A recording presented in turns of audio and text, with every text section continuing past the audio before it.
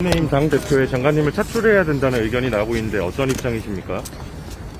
저는 지금까지 법무부 장관으로서 할 일을 부족하지만 최선을 다해서 해왔고요. 앞으로도 그 생각밖에 없습니다. 그렇게 말씀드리겠습니다.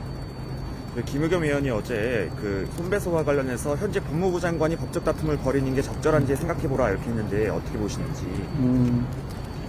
면책특권이라는 것이 저제 가짜 뉴스를 유튜버와 협업해서 뿌리고 그걸로 인해서 국민들의 눈과 귀를 가리는 것을 허용하는 것은 아니라고 생각합니다.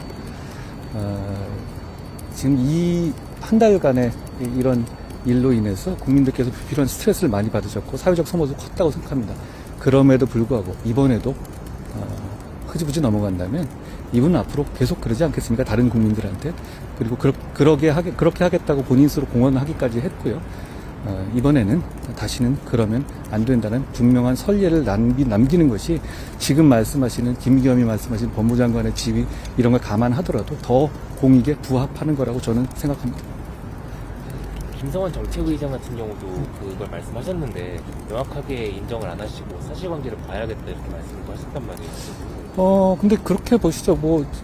경찰에서 첼리스트인가요? 그분이 사실이 아니고 허언을 한 것이라고 말했다고 하는 것 같고 여러 가지 객관적 근거도 나왔다고 보도를 봤습니다. 그런데 한번 생각해 보시죠. 김의겸 의원이나 김성환 정책위의장이 그런 분들 포함한 간부들 처음하고 달리 슬슬 발 빼고 계시잖아요. 그렇죠? 그분들이 아주 희미한 가능성이라도 있으면 절대 그렇게 하실 분들 아니잖아요. 우리 다 알지 않습니까? 네, 이태원 참사 희생자 마약 검시 관련해가지고 오늘 질의가 나올 텐데요. 본부에서 혹시 지시가 있었는지 뭐 이런 거에 대해서 질의가 나올 텐데 좀 어떤 생각이실까요?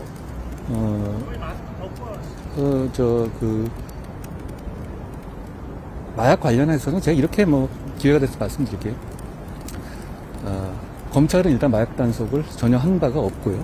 경찰이 그날 마약 단속을 일부 했다 하더라도 그것을 참사의 원인으로 연결 짓는 것은 비상식적이죠. 그리고 마약은 지금 반드시 막아야 됩니다. 그러지 않으면 우리는 미국처럼 아이들 학교 보낼 때 마약 걱정해야 돼. 지금까지 그런 나라 아니었잖아요. 그래야 하는 나라가 될 겁니다. 지금 막아야 하고 강하게 막아야 하는 건 맞고 저는 이런 비극을 이용해서 정략적으로 마약 수사를 방해하려는 아직까지 계속 이러고 있는 것을 정말 이해하기 어렵고 동의하기 어렵습니다. 부검 관련해서 MBC 보도 말씀하신 거죠. 부검과 검시라는 것은 돌아가신 분들의 억울함을 풀어드리기 위해서 사인을 명확하게 규명하기 위한 준사법적 절차, 이거 검사의 결정입니다. 당시 현장에서의 검시한 검사가 여러 가지 가능성, 마약 피해, 마약을 본인이 그런 범죄라는 취지가 아니잖아요. 마약 피해를 입었을 가능성까지도 고려해서, 여러 가지